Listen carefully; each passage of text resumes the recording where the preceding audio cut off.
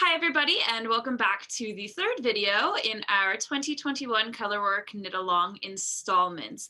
So you have already covered the cast-ons, working the color work. You've worked the rest of the main body to the 5 and change inches or whatever most patterns have you go, and you are now ready to do the decreases.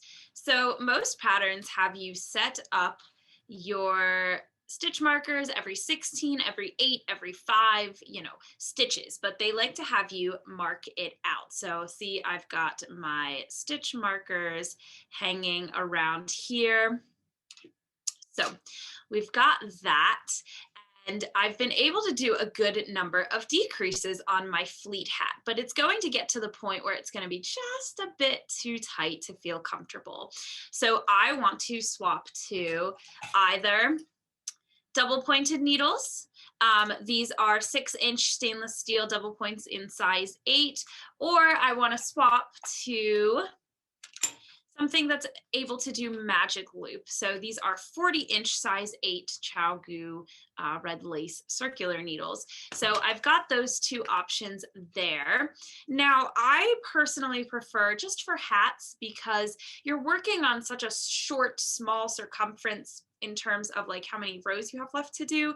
I really just prefer to use the double points. You're only using them for like a maximum of like 10 rounds. So it's really not that big of a deal. For something that's a little bit like longer, so in terms of like sleeves or socks, I really love using magic loop.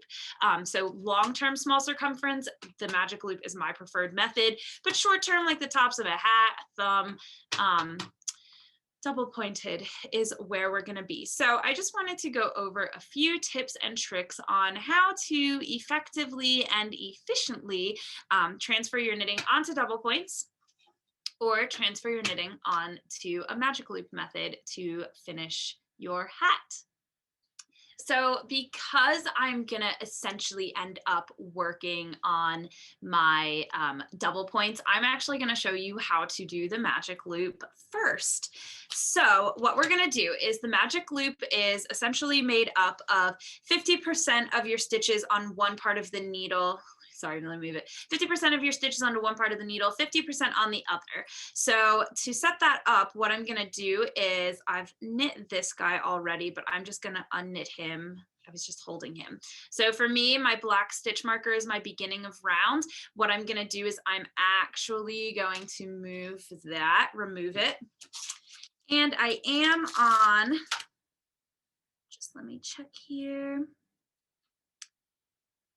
It does look like I am on a decrease round, so I'm actually going to work in pattern to transfer these stitches.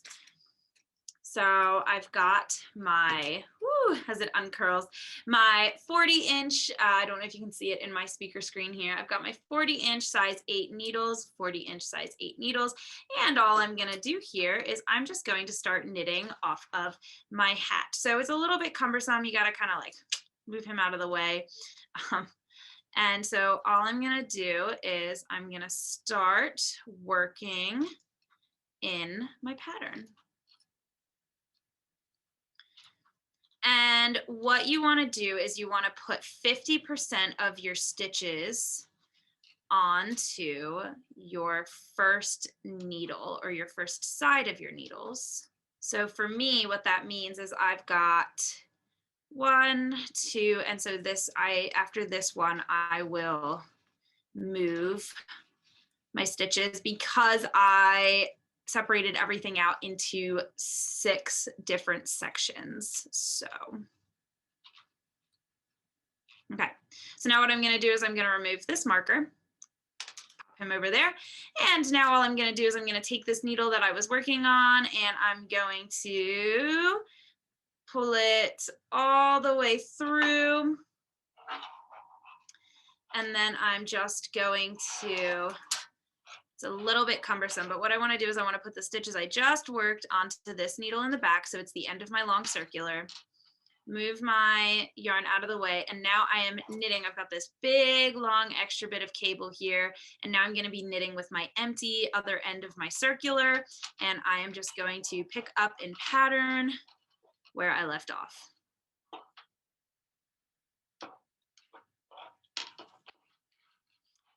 You can also decide that you want to knit with the magic loop the second you hit the decreases. You don't have to wait until it just feels a little bit snug. I was able to get a majority of the decreases done this way, thankfully, but you can always say like, once I'm done with the main body, I'm just gonna instantly just bounce and start using my magic loop so that it may be less cumbersome in the long run. All right, so now I have my stitches on my magic loop, and now you're probably going, well, how do I know what's my beginning of round and what's not? I really like to take one of these stitch markers. These are the Cocoa Knits colored split ring markers that we sell in our shop and online. And because they are not closed, all I like to do is I just like to grab it and pull it through my knitting. And I know that when I come to this marker, I have completed a full round. So you are all set then to continue your decreases how you want to. And it kind of lets you see like the finished hat a little bit better, which I really love about the magic loop is because it does sit flat. It just gives you a really nice visual there. So same tip for double points. You're really gonna want to use these Cocoa Knits colored split ring markers that we sell. They are great for marking increases, decreases on sleeves. They're great for marking where your beginning of round is on your any sort of things that you do with magic loop or double point, because it's more difficult to sometimes see where that beginning of round is because you're just having your beginning of round floating here and there's no need for a marker because there's nothing there to hold it. To move on to your double points is just a little bit easier in terms of how you do it. So from your circular needle, all you're going to do is you divide that number of stitches that you currently have by 4. So for example, I've got a total of 24 stitches here. So I would want 6 on every needle, and double points come in sets of 5. So we're going to do 4 to hold your stitches and then 1 to actually knit your stitches. So usually when I am using double points, the rule of thumb is like to do the 4 to hold your stitches, the 1 to knit, but I have always just really enjoyed 3 to hold your stitches and then 1 to knit. I don't know why. I think it's probably because I always lose this 5th guy. So let me show you how to transfer these. So what I'm going to do is I'm going to take my first double point, and I want approximately 6 on every one because I am just going to use my traditional 3 with then the 1 to knit. So what I'm going to do here is I'm going to go in through the front door with this double point, and I'm just going to start knitting onto it. So 6.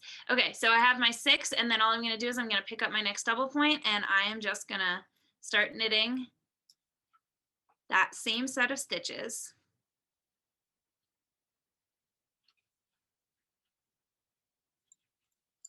Make sure to get my markers. Okay, so I've come to the end of one of my sort of like sets of knitting. So because I'm gonna have pretty much like double onto here, what I'm actually gonna do is I'm gonna put like 3 more stitches onto my second needle just to kind of even it out. So I'm gonna pull my magic loop through, and for you, you would just be knitting off of your regular circular. You don't have to go through as many aerobatics, but because I am working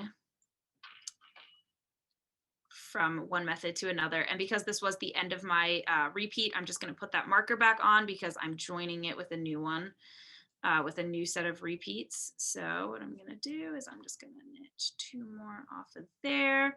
Now I'm going to pick up my third and my final double point, and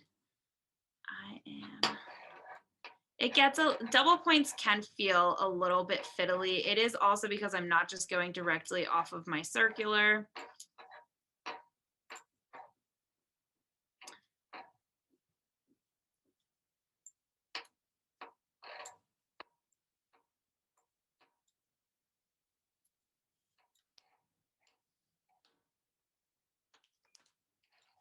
And voila, you have it. You are now on your double points, and you are ready to finish your hat. Thank you so much, everyone, for joining me and listening to me chat on about this wonderful hat and all of these techniques. I'm going to be doing another video about finishing, about like weaving in your ends and color work and just blocking. And then I'm also going to show you how to make a pom-pom, which is so fun. All right, everybody, have a lovely rest of your day. Bye.